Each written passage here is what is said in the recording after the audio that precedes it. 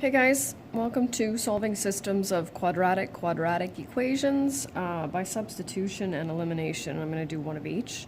Tomorrow will be our last day on the equations, and then after that we've got some things to do with inequalities, which I believe is from Foundations 20. Some of it is going to be new and some of it should be familiar. So let's get started. This one I'm going to use the substitution method, and we know from the linear quadratic lesson that when we have two equations where they're both set up in standard form y equals, we know that they are equal to each other. And so what we're going to do right away is we'll put the first one,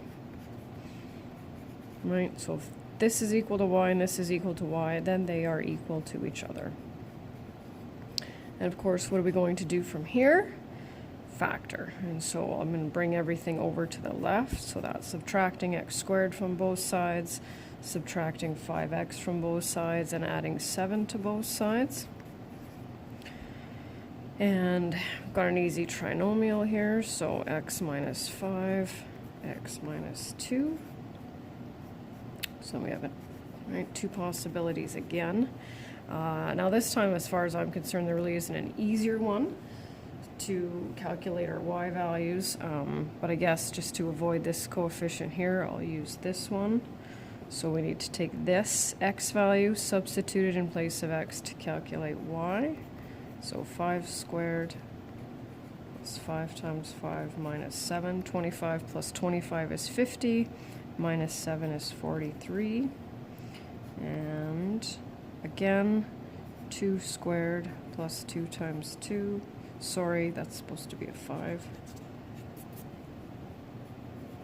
Minus 7, that's 4 plus 10.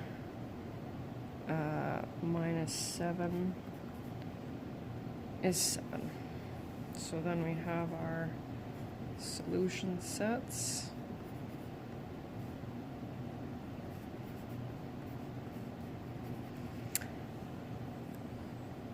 And then for this one, I had verify, and if you want to just take a look at that, that will be in the attached complete notes, where I've taken the 5 and the 43 and substituted into both this one and this one to make sure left side equals right side, as well as the 2 and the 7 in both equations.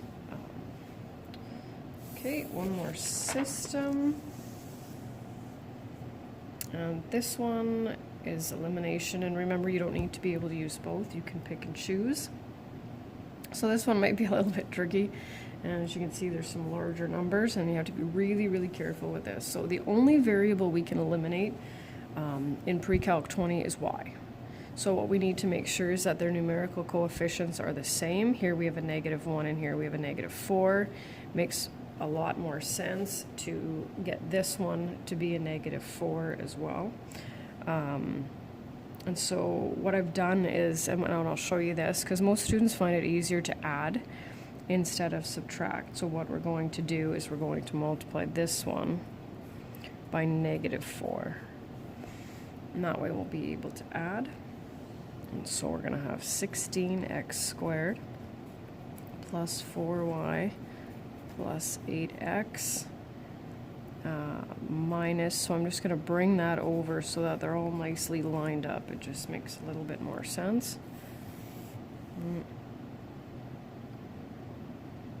So I brought that over by adding 5 to both sides to bring it over there, and that's why it's a negative. And so in order to end up with 0 y's, we would add -4 and 4, and so we're going to add everything. So 19x squared minus 38x minus 57. And I feel like I remember from last semester when I got to this point, students assumed that was a difficult trinomial and made total sense. But believe it or not, all those numbers are factors of 19. 19 divides evenly into all three, and not that I expect you to know your multiples of 19. So we're going to take out that GCF.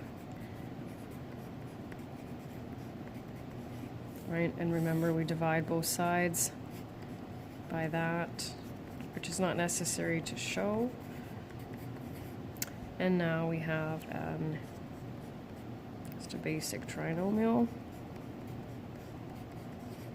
with, again, 2 values. And now, of course, figuring out what our y values are, it's going to be a little bit more complicated. Just have to fold this over because you can't slide it very well. So I'm going to go 3 squared.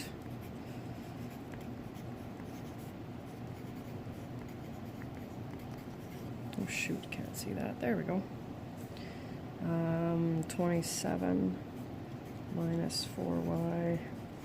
Thank goodness for calculators.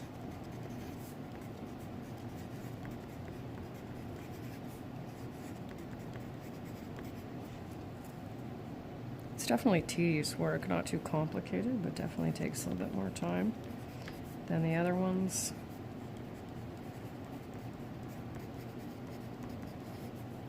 Minus 4y, and then plus 46.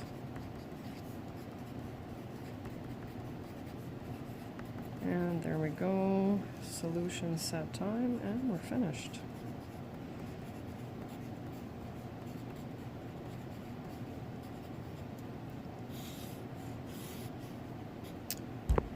And there you go.